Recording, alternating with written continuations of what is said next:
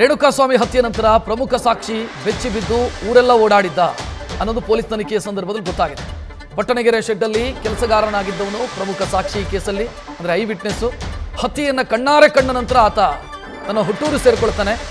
ಅಲ್ಲಿಂದ 11ನೇ ತಾರೀಕಿಂದ 20ನೇ ತಾರೀಕುವರೆಗೆ ಬೇರೆ ಬೇರೆ ಊರನ್ನು ಸುತ್ತುತ್ತಾನೆ.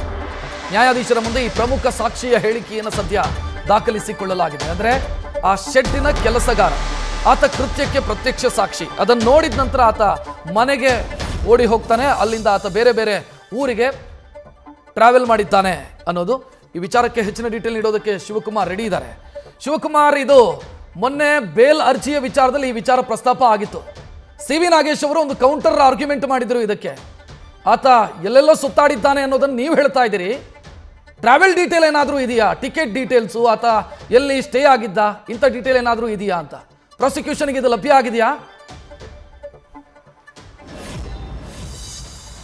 ರಕ್ಷತ್, ಸದ್ಯ ರೇಣುಕಾಸ್ವಾಮಿ ಹತ್ಯೆ ಪ್ರಕರಣಕ್ಕೆ ಸಂಬಂಧಪಟ್ಟಂತೆ ತನಿಖಾಧಿಕಾರಿಗಳು ಯಾವ ವ್ಯಕ್ತಿಯನ್ನ ಐ ವಿಟ್ನೆಸ್ ಈತ ರೇಣುಕಾಸ್ವಾಮಿ ಮೇಲೆ ಹಲ್ಲೆ ಮಾಡುವಂಥದ್ದು, ಜೊತೆಗೆ ಆತನ ಹತ್ಯೆಯನ್ನ ಕಣ್ಣಾರೆ ಕಂಡಿದ್ದಾನೆ ಅಂತೇಳಿ ನ್ಯಾಯಾಧೀಶರ ಗಮನಕ್ಕೆ ತಂದಿದ್ದಾರೆ. ಸದ್ಯ ಆತನ ಟ್ರಾವೆಲ್ ಹಿಸ್ಟ್ರಿಗೆ ಸಂಬಂಧಪಟ್ಟಂತೆ ಪ್ರಮುಖವಾಗಿ ರೇಣುಕಾಸ್ವಾಮಿ ಮೇಲೆ ಪಟ್ಟಣಗೆರೆ ಶೆಡ್ನಲ್ಲಿ ಹಲ್ಲೆ ಆಗುವಂಥದ್ದು ಜೂನ್ 9ನೇ ತಾರೀಕು. ಅದನ್ನ ಐ ವಿಟ್ನೆಸ್ ಆದಂಥ ವ್ಯಕ್ತಿ ಕಣ್ಣಾರೆ ಕಂಡಿರ್ತಾನೆ. ತದನಂತರದಲ್ಲಿ ರೇಣುಕಾಸ್ವಾಮಿ ಹತ್ಯೆ ಆದಂಥ ನಂತರದಲ್ಲಿ ಆತ ತನ್ಗೆ ಏನ್ ಮಾಡಬೇಕು ಅಂತೇಳಿ ಗೊತ್ತಾಗೋದಿಲ್ಲ. ಯಾಕಂದ್ರೆ ಆರೋಪಿತ ಸ್ಥಾನದಲ್ಲಿ ಇರುವಂತಹ ವ್ಯಕ್ತಿ ಕೂಡ ಪ್ರಭಾವಿ. ಹೀಗಾಗಿ ಆತ ವಿಚಾರವನ್ನ ಎಲ್ಲೂ ಕೂಡ ಹೇಳಲಿಕ್ಕೆ ಹೋಗಲ್ಲ. ಆತ ನೇರವಾಗಿ ಬೆಂಗಳೂರಿನ ಆರ್ ಆರ್ ನಗರದ ಪಟ್ಟಣಗೆರೆ ಶೆಡ್ನಿಂದ ನೇರವಾಗಿ ಹಾಸನದ ತನ್ನ ಹುಟ್ಟೂರಿಗೆ ಹೋಗ್ತಾನೆ. ಅಲ್ಲಿಂದ 2 ದಿನಗಳ ಕಾಲ ಮನೆಯಲ್ಲೇ ಕೂತಿರ್ತಾನೆ.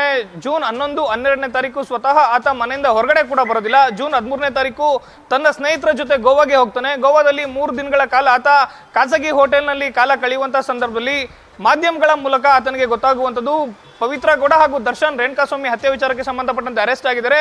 ರೇಣುಕಾಸ್ವಾಮಿ ಹತ್ಯೆ ಆಗಿರುವಂಥದ್ದು ಪಟ್ಟಣಗೆರೆ ಶೆಡ್ನಲ್ಲಿ ಅನ್ನೋದು ಐ ವಿಟ್ನೆಸ್ಗೆ ಆಗ ಗೊತ್ತಾಗುವಂಥದ್ದು. ಕೂಡಲೇ ಆತ ಜೂನ್ 16ನೇ ತಾರೀಕು ವಾಪಸ್ ಬೆಂಗಳೂರಿಗೆ ಬರ್ತಾನೆ. ಬೆಂಗಳೂರಿಗೆ ಬಂದಂತವನು ಮತ್ತೆ ಹುಬ್ಳಿಗೆ ಹೋಗ್ತಾನೆ. ಹುಬ್ಳಿಯಿಂದ ಮತ್ತೆ 2ನೇ ಬಾರಿಗೆ ಗೋವಾಗೆ ಹೋಗ್ತಾನೆ.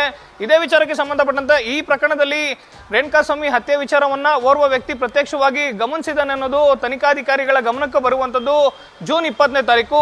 ಕೃತ್ಯ ಆದಂತ ನಂತರದಲ್ಲಿ ಅಲ್ಲಿ ಕೆಲಸ ಮಾಡುವಂತ ಬೇರೆ ಬೇರೆ ವ್ಯಕ್ತಿಗಳು ಎಲ್ಲಿದ್ದಾರೆ, ಯಾರೆಲ್ಲ ಅವತ್ತು ಘಟನೆ ನಡೆದಂತ ಸಂದರ್ಭದಲ್ಲಿ ಇದ್ರು ಅನ್ನೋದನ್ನ ತನಿಖೆ ಮಾಡಿದಂತ ಸಂದರ್ಭದಲ್ಲಿ ಓರ್ವ ವ್ಯಕ್ತಿ ಅಲ್ಲಿಂದ ಮಿಸ್ಸಿಂಗ್ ಆಗಿರುವಂಥದ್ದು ತನಿಖಾಧಿಕಾರಿಗಳ ಗಮನಕ್ಕೆ ಬರುತ್ತೆ. ಕೂಡಲೇ ಆತನನ್ನ ಪತ್ತೆ ಹಚ್ಚುವಂತ ಕೆಲಸವನ್ನು ಕೂಡ ಮಾಡ್ತಾರೆ. ಜೊತೆಗೆ ಜೂನ್ 20ನೇ ತಾರೀಕು ಕಾಮಾಕ್ಷಿಪಾಳ್ಯ ಪೊಲೀಸ್ ಠಾಣೆಗೆ ಎಸಿಪಿ ಚಂದನ್ ಅವರ ಮುಂದೆ ವಿಚಾರಣೆಗೆ ಹಾಜರಾಗುವಂತ ಐ ವಿಟ್ನೆಸ್ ವ್ಯಕ್ತಿ ಏನಿದ್ದಾನೆ ಆತ ಎಲ್ಲ ವಿಚಾರಗಳನ್ನು ಕೂಡ ತಿಳಿಸಿರುವಂಥದ್ದು. ಜೊತೆಗೆ ಇದೇ ವಿಚಾರಕ್ಕೆ ಸಂಬಂಧಪಟ್ಟಂತೆ ಕೋರ್ಟ್ನಲ್ಲಿ ವಿಚಾರ ಬಂದಂತ ಸಂದರ್ಭದಲ್ಲಿ ಟ್ರಯಲ್ನಲ್ಲಿ ಯಾವುದೇ ರೀತಿಯಂತ ತೊಂದರೆ ಆಗ್ಬಾರ್ದು ಅಂತೇಳಿ ಆತ ಜೂನ್ 9ನೇ ತಾರೀಕಿಂದ ಜೂನ್ 20ನೇ ತಾರೀಕು ಅಂದ್ರೆ ಸುಮಾರು 11 ದಿನಗಳ ಕಾಲ ಘಟನೆ ಆದಂತ ನಂತರ ಜೊತೆಗೆ ತನಿಖಾಧಿಕಾರಿಗಳ ಮುಂದೆ ಐ ವಿಟ್ನೆಸ್ ಮುಂದೆ ಹಾಜರಾಗುವಂತ ಸಂದರ್ಭದಲ್ಲಿ ಆತ ಎಲ್ಲೆಲ್ಲಿ ಓಡಾಡಿರ್ತಾನೆ ಅಂದ್ರೆ ಆತನ ಟ್ರಾವೆಲ್ ಹಿಸ್ಟ್ರಿ ಆಗಿರ್ಬೋದು, ಬೆಂಗಳೂರಿನಿಂದ ಹಾಸನ ಆಗಿರ್ಬೋದು, ಹಾಸನದಿಂದ ಗೋವಾ ಆಗಿರ್ಬೋದು, ಗೋವಾದಿಂದ ಮತ್ತೆ ವಾಪಸ್ ಬೆಂಗಳೂರು ಆಗಿರ್ಬೋದು, ಬೆಂಗಳೂರಿನಿಂದ ಹುಬ್ಳಿ ಆಗಿರ್ಬೋದು, ಹುಬ್ಳಿಯಿಂದ ಮತ್ತೆ 2ನೇ ಬಾರಿ ಗೋವಾ ಆಗಿರ್ಬೋದು, ಇಲ್ಲೆಲ್ಲ ಆತ ಎಲ್ಲೆಲ್ಲ ಓಡಾಡಿರ್ತಾನೆ. ಅದಕ್ಕೆ ಸಂಬಂಧಪಟ್ಟಂತ CCTVಗಳಾಗಿರ್ಬೋದು, ರೆಸ್ಟೋರೆಂಟ್ಗಳಾಗಿರ್ಬೋದು, ಲಾಡ್ಜ್ಗಳಾಗಿರ್ಬೋದು, ಅದಕ್ಕೆ ಸಂಬಂಧಪಟ್ಟಂತ ಆತ ತಂಗಿದ್ದಂತ ರೆಸ್ಟೋರೆಂಟ್, ಹೋಟೆಲ್ ಮ್ಯಾನೇಜರ್ಗಳ ಹೇಳಿಕೆಗಳನ್ನು ಕೂಡ ತನಿಖಾಧಿಕಾರಿಗಳು ಈಗ ಆಲ್ರೆಡಿ ಸಂಗ್ರಹಿಸಿಕೊಂಡಿರುವಂತದ್ದು. ರಕ್ಷತ್,